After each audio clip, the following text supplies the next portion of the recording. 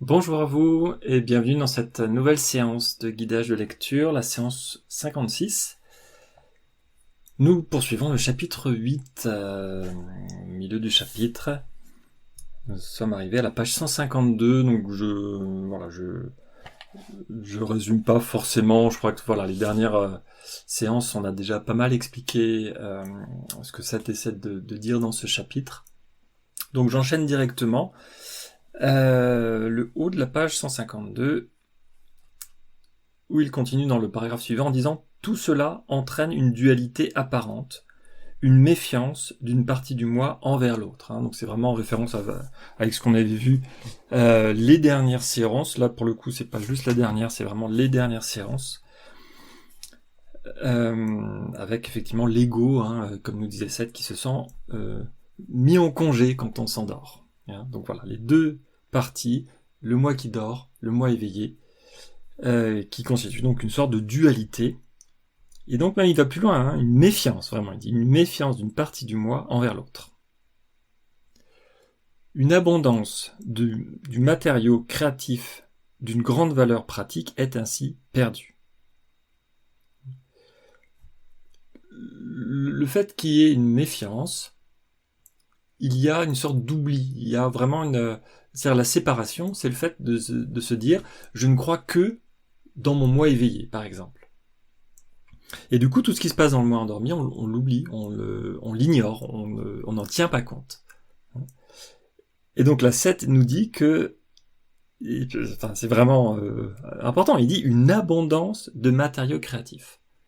Donc quelque chose de très très intéressant pour lui. Tout ce qui est lié à l'intuition, vous savez que c'est vraiment important de son point de vue, puisque c'est ça qui nous connecte à notre grand moi.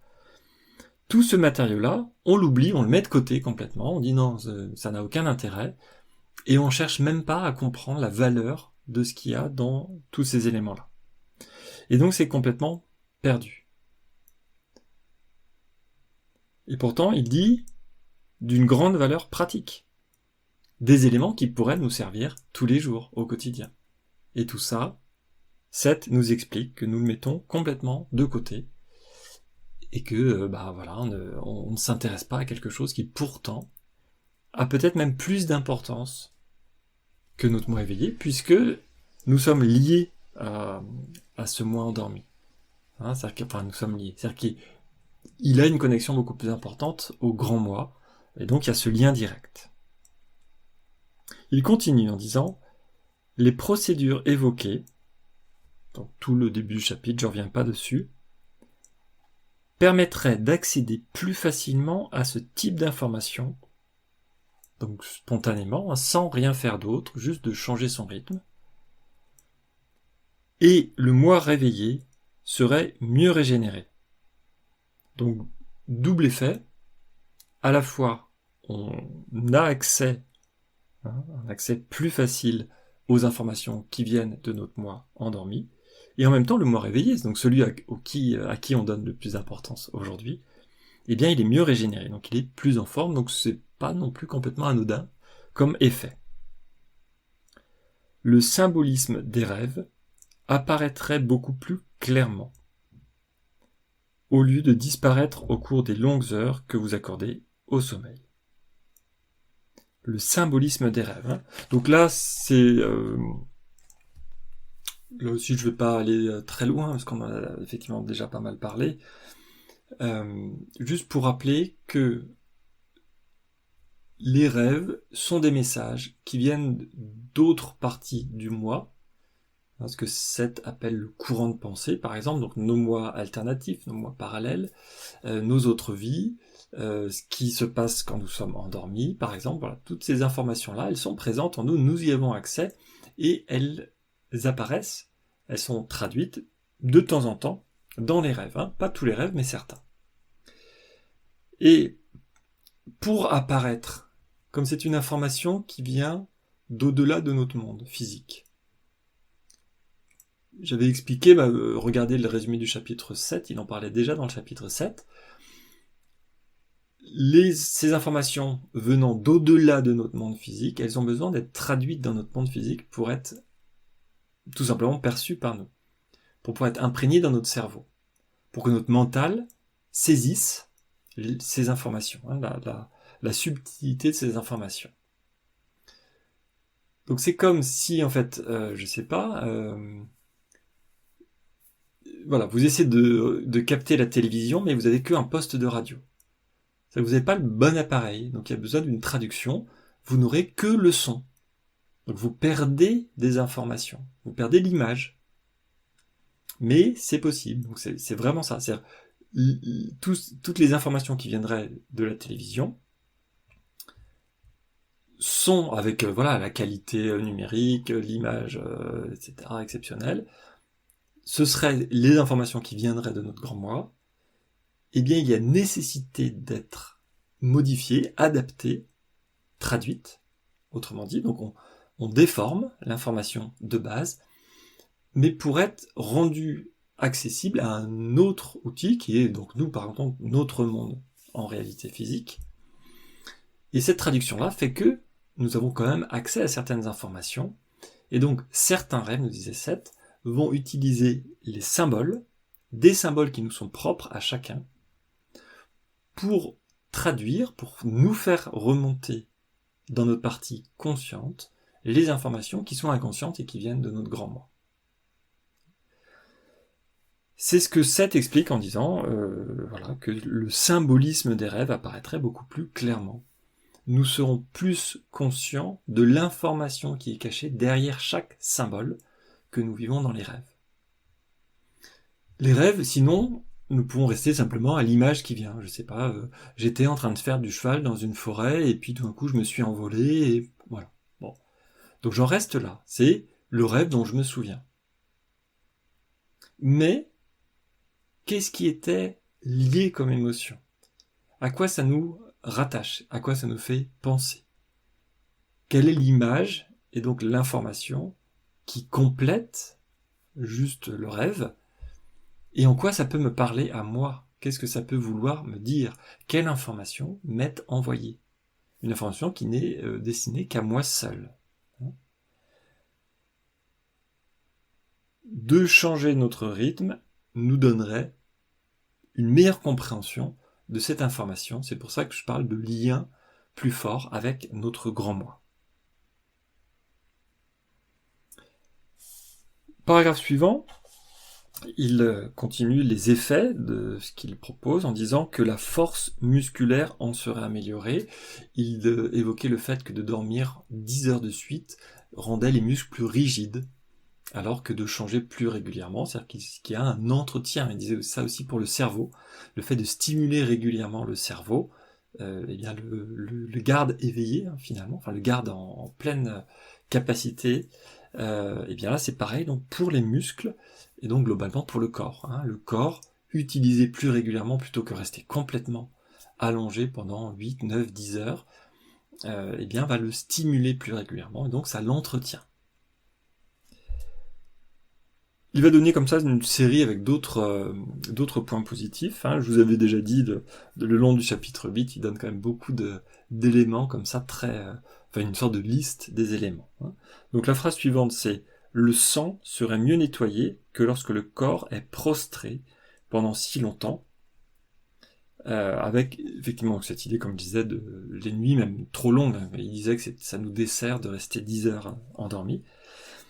Donc là, un autre point important, c'est par rapport au sang. Il parle de nettoyage. Pour moi, c'est lié à ce qu'il avait dit dans j'en avais parlé dans la séance précédente, en tout cas, dans le début de cette session, où il disait que pendant la nuit, il y a un processus chimique qui va nettoyer. C'est-à-dire qu'il y a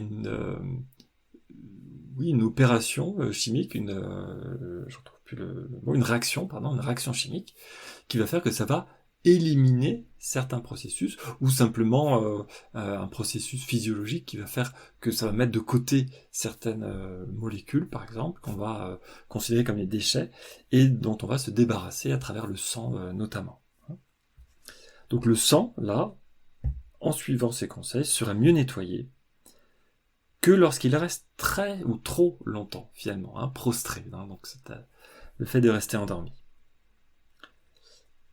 Il y a, et là aussi je vous ramène à la séance précédente, un rapport à trouver entre le temps éveillé pendant lequel il y a des molécules qui s'accumulent, et un temps endormi pendant lequel il y a un processus d'élimination, de régénération.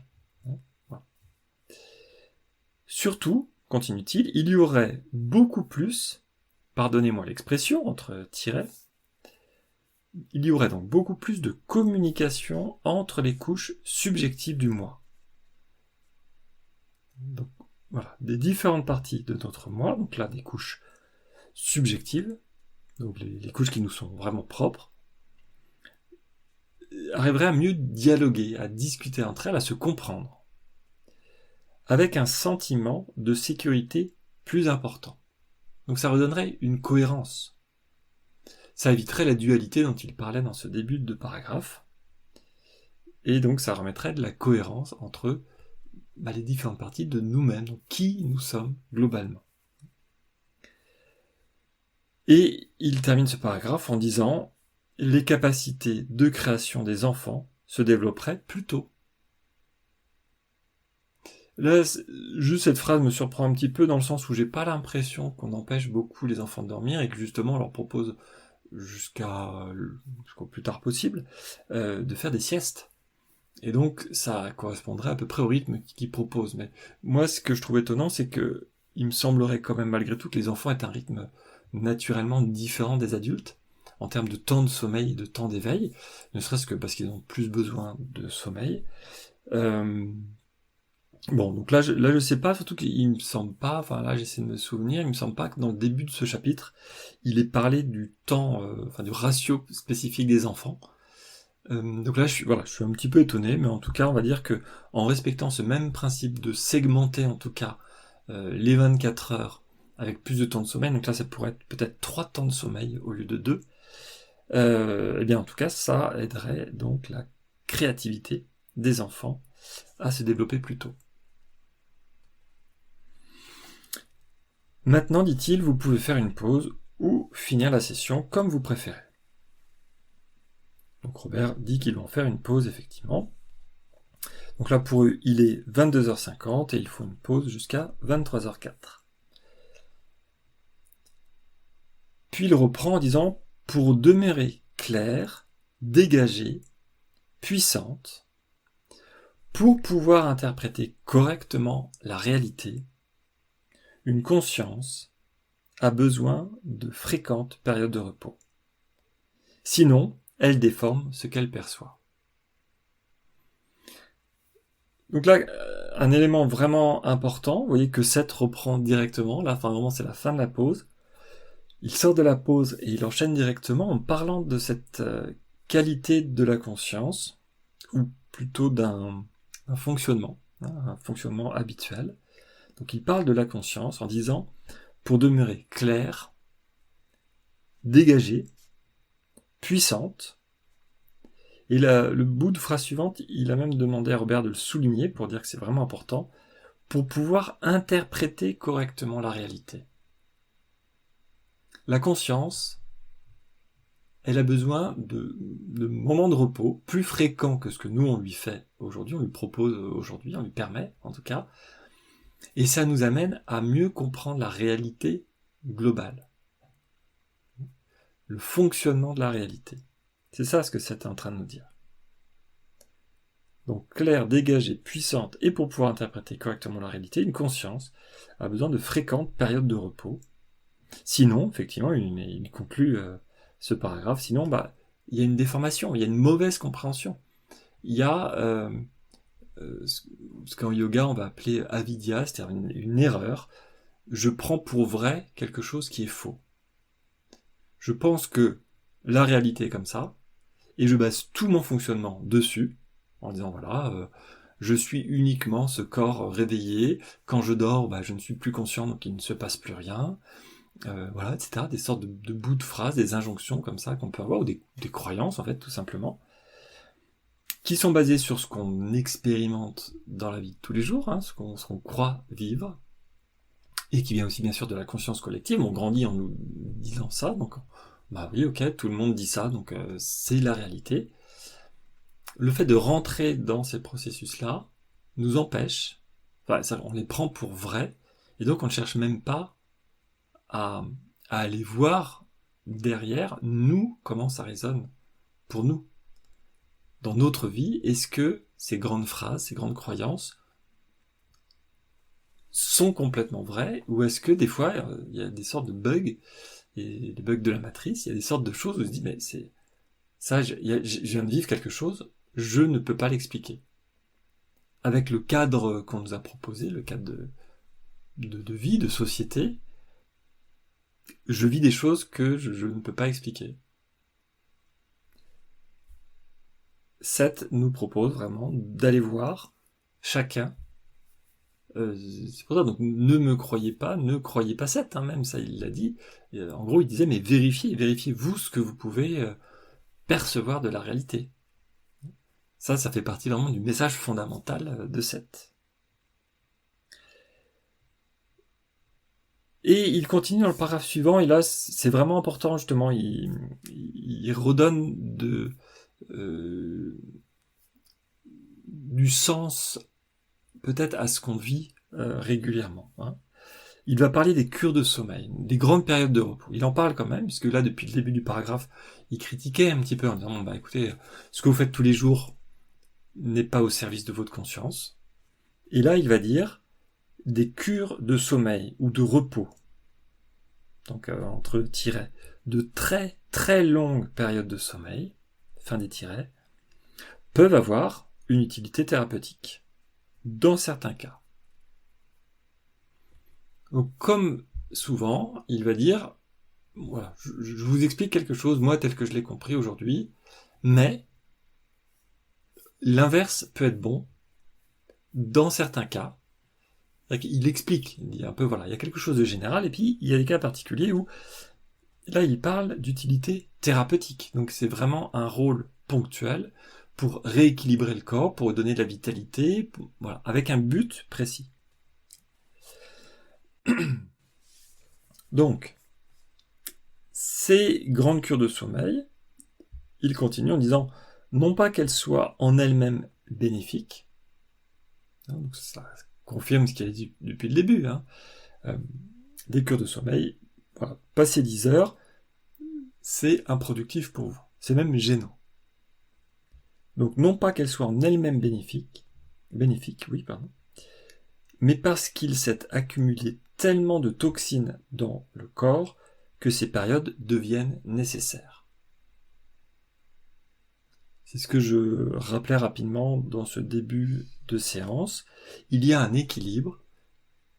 Donc pour schématiser un peu, dire des mots un peu rattachés aussi au langage courant, donc des sortes de toxines, voilà, des déchets, des choses qui s'accumulent quand on est réveillé, donc des éléments chimiques, des molécules qui sont fabriquées, mais qui ne sont pas utiles au corps, voire même qui peuvent dégrader son bon fonctionnement. Pendant la journée, pendant qu'on est réveillé surtout, c'est pas forcément la journée, pendant qu'on est réveillé, il y a des processus chimiques qui font que ça s'accumule. 7 est en train de nous dire que s'il y a une trop grande accumulation, parce qu'on n'a pas fait suffisamment régulièrement ces périodes de sommeil, qui ne doivent pas être très longues encore une fois. Donc c'est pour ça que moi j'ai l'impression que c'est plutôt la qualité de ces périodes de sommeil et puis la fréquence qu'il faut augmenter. Parce que ça suffirait pour équilibrer, pour éliminer les toxines qu'on a fabriquées pendant la période où on est éveillé. C'est cet équilibre subtil.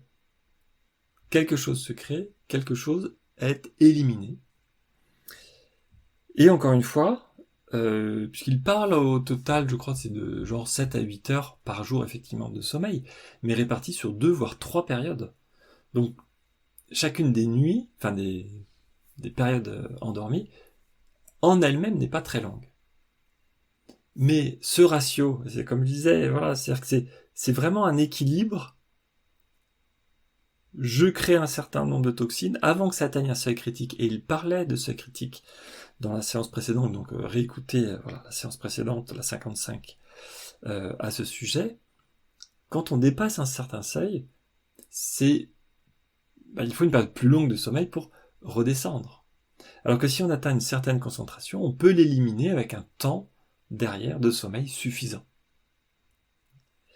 Donc cet équilibre, s'il est déstabilisé parce qu'on passe notre temps à être resté éveillé trop longtemps, il y a à ce moment-là besoin d'une sorte de sommeil thérapeutique qui va nuire un petit peu au corps, mais globalement qui va permettre d'éliminer toutes les toxines, ou le maximum de toxines, en tout cas revenir sous un certain seuil qui est suffisamment favorable, suffisamment bas en tout cas, pour qu'il n'y ait pas d'effet sur notre corps, et donc du coup, revenir après à un fonctionnement qu'on peut trouver plus standard.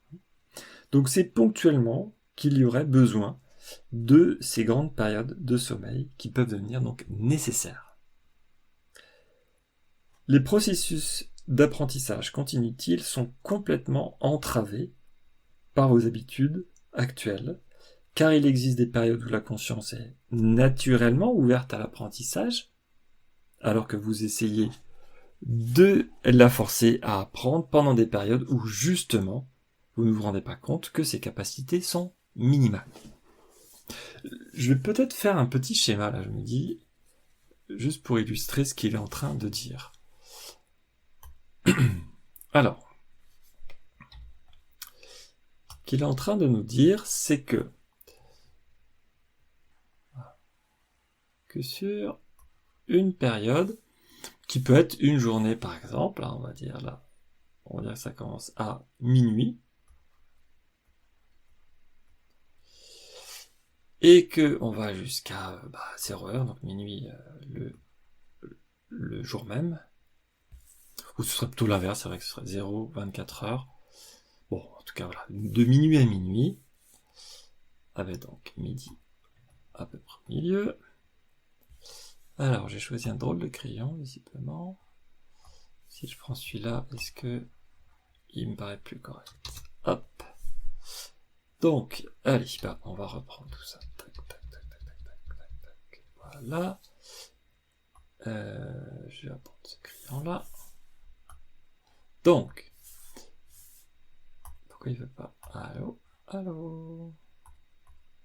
Pourquoi il veut pas que je prenne ce crayon? Voilà. Donc, 2, 0 heure. Décidément, pourquoi il change là? Je comprends pas.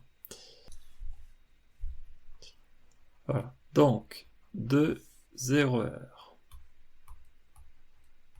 Midi à 24 heures. Il y a, alors ça voilà, je vais dessiner, alors c'est complètement bien sûr arbitraire, on va dire une première courbe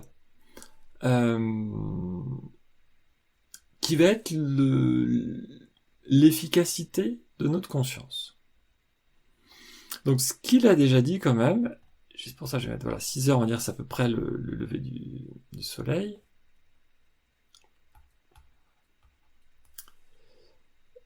Juste avant l'aube, la conscience est quand même en général très très réveillée. Donc on va dire pendant la nuit, bon je sais pas trop, on va dire c'est en bas, peu importe. Peut-être c'est des éléments qui changent plus vite. Là, voilà, je redis, c'est complètement aléatoire. Je vous fais des courbes qui sont pas forcément régulières, j'en sais rien. Voilà. Bon. Ça, ce serait donc qu'est-ce qu'on va dire, niveau d'attention de la conscience. La capacité de la conscience. Niveau d'attention. Donc de la conscience. Ah ouais, on voit pas du tout. Voilà. Ça c'est naturellement, c'est ce que Seth nous explique, que la conscience en fait n'est pas linéaire. Elle n'est pas tout le temps au même niveau de concentration. Il y a des moments où elle a plus de capacité que d'autres. Et il a déjà expliqué plusieurs fois qu'il y a effectivement une sorte de pic au moment du lever du soleil. Donc je l'ai mis arbitrairement autour de 6 heures. Le reste, je redis, j'insiste beaucoup, je ne sais pas du tout. Là, je fais des courbes. Bon. Nous, ce qu'on va faire en général, notre utilisation, c'est que on s'en sert pas pendant qu'on dort, donc on va se coucher par exemple là, voilà, hop. On dort, on s'en sert pas. Et puis tout d'un coup, on se dit, voilà. Bon, je fais mes activités du matin, est-ce que j'ai beaucoup de Beaucoup de besoin d'activité, non, pas forcément. Et puis je vais au travail. Là, on va dire, ça me demande beaucoup de concentration. Et j'utilise la conscience à un moment donné où elle n'est pas forcément à son optimum. Et puis à midi, je fais une pause. Voilà, voilà. Je discute, je suis tranquille avec les copains, ou avec les collègues, enfin peu importe, je fais une pause. Et puis, je vais réutiliser. Donc là, voilà, on peut dire ça peut tomber à un moment donné. Hein, Quoique là, c'est plutôt le moment, moi je trouve, début d'après-midi, la conscience, je l'ai fait en haut, mais elle serait plutôt en bas. Bon. On s'en sert. Et on essaie de la maintenir. Et c'est ça. C'est là la difficulté. C'est que là, on essaie de la maintenir. Et même on rentre, alors peut-être qu'on diminue un petit peu, voilà, on est un peu moins attentif, mais on a des activités quand même malgré tout. Et voir, on ressort, on essaie de... Voilà, on a des discussions avec des amis, on essaie de maintenir notre conscience jusqu'au moment où on se dit, bon, voilà, hop, je vais me coucher, je diminue. Donc ce que c'était en train d'expliquer, c'est cette différence-là entre notre utilisation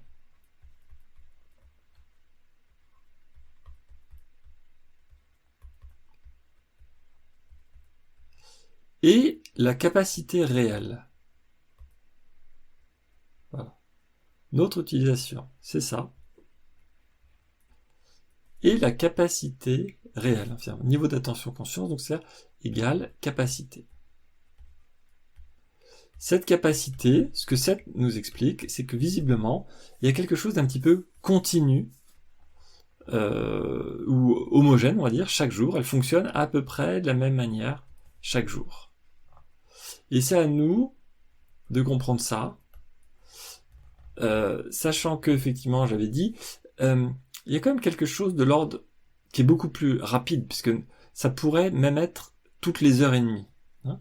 Donc on peut avoir quelque chose qui est aussi beaucoup plus, en fait, au niveau de la capacité, à peu près toutes les heures et demie, comme ça. Puisque j'avais dit, moi on m'a expliqué c'est à partir de 18h, pour regarder un peu le soir, quand on commence à se relâcher, à être fatigué, à quelle heure je vais bâiller, et ça pourrait correspondre à un endroit où la conscience est tout en bas. C'est-à-dire là, je suis prêt à m'endormir. Hein. Prêt à dormir. Avec une conscience qui est en train de quitter la réalité physique, quelque part. Elle est presque connectée à autre chose. Donc elle est moins focalisée. En fait, c'est ça, c'est-à-dire que le niveau d'attention, c'est la capacité sur le monde physique. Notre conscience, elle est tout le temps à fond. Il n'y a pas de limite à notre conscience. Donc c'est juste que notre conscience, est-ce qu'elle est focalisée sur la réalité physique, ou bien est-ce qu'elle va se focaliser sur autre chose. Et quand elle est moins focalisée, comme ici, sur la réalité physique, c'est-à-dire qu'elle est prête à dormir, donc d'aller vers d'autres réalités, hein, simplement. Et donc il y aurait ces modifications en permanence qui ne correspondent pas effectivement à nous, ce qu'on essaie de garder comme attention dans notre réalité physique. C'est ce décalage-là dont Seth est en train de parler. Donc je relis, hein, voilà, avant de reprendre l'image. Donc voilà, les processus d'apprentissage sont complètement entravés par vos habitudes actuelles, car il existe des périodes où la conscience est naturellement ouverte à l'apprentissage. Donc c'est même peut-être au-delà juste de ces allers-retours. C'est-à-dire qu'il y a peut-être même des qualités différentes. C'est-à-dire cette période-là, c'est pour l'apprentissage, hein, par exemple.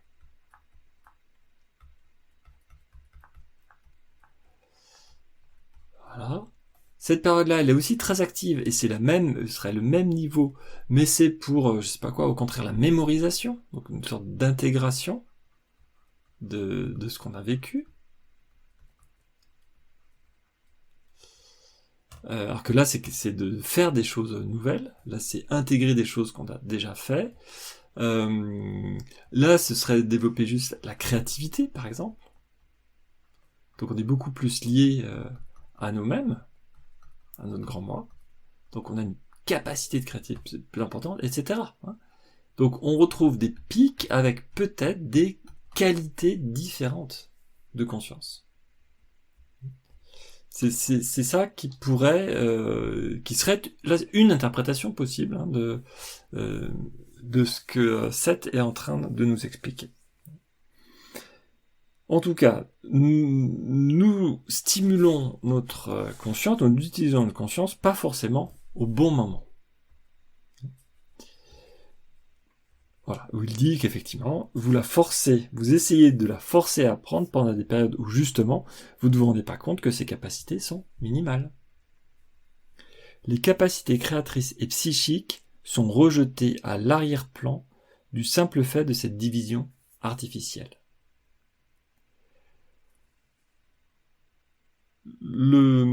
À nouveau, cette dualité qu'on installe dans nos vies, entre un moi qui dort et un moi éveillé, eh bien, ça va diminuer, rejeter à l'arrière-plan. Donc, ça va diminuer nos capacités créatrices et psychiques. Donc, nos capacités à être reliées, effectivement, à nos émotions, à notre fonctionnement propre à nous-mêmes. Donc, rejeter à l'arrière-plan du simple fait de cette division, effectivement, artificielle. Donc là, il redit une nouvelle fois, sous une autre forme, ce qu'il explique depuis le début de ce chapitre.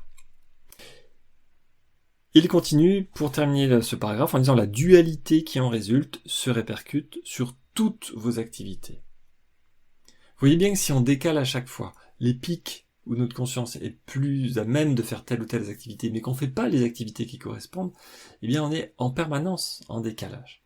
On est en permanence en train de sous-utiliser notre vraie capacité de conscience. On est en permanence à utiliser que peut-être 40-50% de la capacité globale. Juste parce qu'on fait les choses au mauvais moment. C'est ça que Seth nous explique. Il continue dans le paragraphe suivant. Dans certains cas, vous vous forcez littéralement à dormir alors que votre conscience pourrait fonctionner à son plus haut niveau.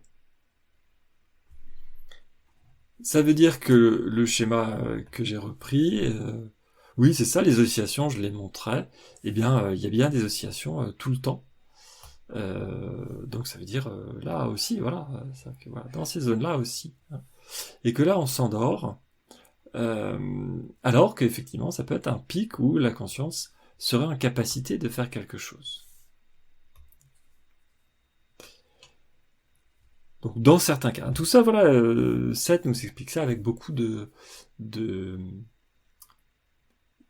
j'allais dire de côté un peu humble, mais de réalisme, c'est-à-dire il ne veut pas nous forcer la main, il ne veut pas nous dire que il n'y a pas une règle écrite de toute manière, puisque nous avons chacun de toute manière un libre arbitre, et que en fonction de nos propres croyances, nous allons minorer ou majorer finalement ce qui vient de la conscience collective aussi. C'est ça qui est important de se souvenir.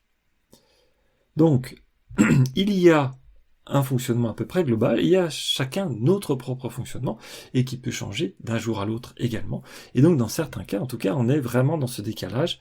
Donc là, l'exemple qu'il donnait, c'est effectivement, on veut s'endormir alors que la conscience est au maximum. Cela se situe incidemment dans la période qui précède l'aube. Là, voilà, c'est effectivement à cet endroit-là où il parlait de l'aube. Donc c'est ce que j'ai montré sur le schéma, je vais pas le remontrer, où il y a effectivement un pic qui lui dit, visiblement, donc là pour le coup ce serait relativement général, la période qui précède l'aube, c'est un moment où la conscience serait à son plus haut niveau, est en train dans sa plus grande capacité. Et nous, on est là à essayer de dormir, alors qu'il y a des gens qui spontanément vont se réveiller à 4-5 heures, et disent, je me suis réveillé avant le réveil, c'est catastrophique, moi mon réveil il est à 7 heures, donc il faut que j'arrive à dormir, sans profiter de ce moment-là. Et donc, en revanche, pendant certaines heures de l'après-midi, la conscience est diminuée, et a besoin d'un repos, que vous lui refusez. Voilà, donc c'est effectivement sa manière à lui de redonner quelques exemples concrets par rapport à ce que j'ai expliqué avec le schéma juste avant.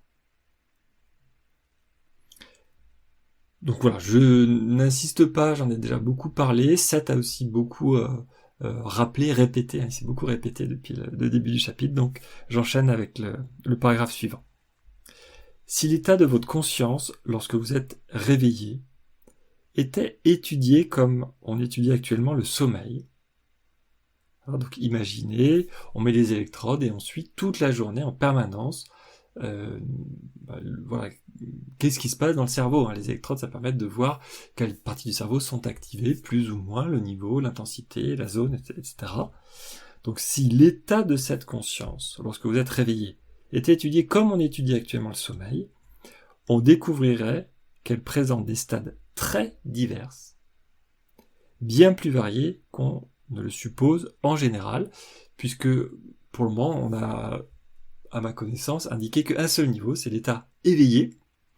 Alors moi, en tant que sophrologue, on utilise un autre état, mais voilà, qu'on appelle l'état sophroliminal, mais qui est un état, en fait, je crois que c'est zone alpha, si je dis pas de bêtises, qui correspond au moment, c'est un peu, de ce que j'ai compris, en tout cas, à peu près le même état du fonctionnement du cerveau que quand on est en train de s'endormir, que quand on est sous hypnose, que quand on est en état de transe. Voilà. Donc c'est un état qu'on va dire modifié de conscience, qui est assez court, qu'on a tous quotidiennement. À chaque fois qu'on s'endort et qu'on se réveille, on passe par cet état-là. Hein, c'est une sorte de transition entre le sommeil et l'éveil. Mais après, on dit on est éveillé. Et effectivement, j'ai pas, à ma connaissance, il n'existe pas d'études sur l'évolution de ce qui se passe quand on est réveillé. Donc là, ça date des années 70. Je ne crois pas depuis, du simple fait que ce soit compliqué aussi pour quelqu'un de rester avec des électrodes, hein, ça demande tout un appareillage. Je ne sais même pas s'il est portatif, cet appareillage. Hein, en tout cas, il est assez gênant, c'est assez intrusif dans la vie quotidienne. Voilà, donc cette là, il dit, en tout cas, si vous étudiez toute la journée comment ça évolue, vous découvrirez plein de stades différents, beaucoup plus variés que ce que vous n'imaginez, et donc ça nous permettrait peut-être de comprendre encore mieux comment fonctionne le cerveau. Et il nous dit que certaines étapes, donc là il parlait des étapes, des stades de la conscience, certaines étapes de transition sont totalement ignorées. Les transitions, il parle beaucoup, ça a l'air d'être important pour lui, cette notion de transition, c'est-à-dire de passer d'un état à l'autre. Il se passe aussi quelque chose quand on est en train d'évoluer. Quand on est en train de passer d'un état A à un état B, il y a un changement, c'est cette évolution en tant que telle, qu'il appelle une transition, est intéressante en tant qu'état. Il y a l'état A, il y a l'état B, mais l'état de A à B est un état particulier, il se passe des choses a priori uniques, moi c'est ce que j'ai l'impression de comprendre, dans le fait que cette souligne régulièrement cette notion de transition. En tout cas, ces étapes de transition sont ignorées. À bien des égards, dit-il, on peut dire que la conscience clignote et varie en intensité. Point virgule, elle ne ressemble certainement pas à un faisceau continu de lumière, précise-t-il. La conscience clignote, varie en permanence, en intensité. C'est une sorte de courant alternatif, quelque part. Donc là, c'est intéressant, voilà, à bien des égards, la conscience clignote et varie en intensité. Cette intensité qui correspond effectivement aussi à quelque chose d'important dont il nous parle, notamment par rapport aux émotions, et en tout cas ça correspondrait relativement bien au schéma que j'ai proposé. Donc voilà, moi je propose, c'est un niveau d'étude, toutes les heures ou toutes les heures et demie, il y a ces variations, mais là 7 nous parle peut-être de quelque chose encore plus variable et plus varié, plus régulier en tout cas dans la journée. Voilà, à ce niveau-là en tout cas il n'en dit pas plus. Ils arrivent, eux, à la fin de leur session. Il dit, effectivement, je vais maintenant terminer notre dictée. Mes plus chaleureuses pensées à vous deux. Même chose pour vous, 7. Merci, répond Robert. Il termine à 23h11. Une fois sorti de transe, Jen est étonnée de cette rapide fin de session. Parce qu'il était en train d'expliquer des choses, voilà, effectivement. Voilà, la conscience fonctionne comme ci, comme ça, etc. Bon, et puis voilà. Au revoir. Pouf. Et c'est la fin de la session. On arrive bientôt à la transition de la séance. J'ai juste commencé un petit peu, voilà, le début de cette séance. Alors, eux, de leur session à eux, pardon, pour finir ma session à moi, ma séance à moi, décidément. Alors, eux, ils enchaînent avec leur session 534, le lundi 8 juin 1970. Il n'y a pas eu de session mercredi dernier, le 3 juin. Note Robert. À 23h30, Jen et moi discutons des progrès de Seth sur son livre. Jen est un peu préoccupée. Bien qu'elle ne le lise pas, elle se rend compte que Seth ne suit pas à la lettre le plan qu'il en avait donné. Je lui dis qu'il le présente tout simplement comme il en a envie. Et Jen reconnaît qu'elle ferait mieux de ne pas s'inquiéter et de laisser le livre se faire, simplement, puisqu'elle a juste un lien et non pas l'auteur de ce livre-là. Donc c'est vrai qu'elle a tendance à se préoccuper assez vite, puisque elle est habituée elle-même en tant qu'auteur à écrire des livres, à savoir comment ça se construit. Donc voilà, d'où l'idée de cette petite inquiétude en tant qu'auteur. Voilà, pour le coup, je vais arrêter là, puisque le reste va être assez cohérent et on reprendra là-dessus dans la deuxième partie de cette séance. Donc merci en tout cas de m'avoir suivi pour cette première partie et à très vite pour la suite.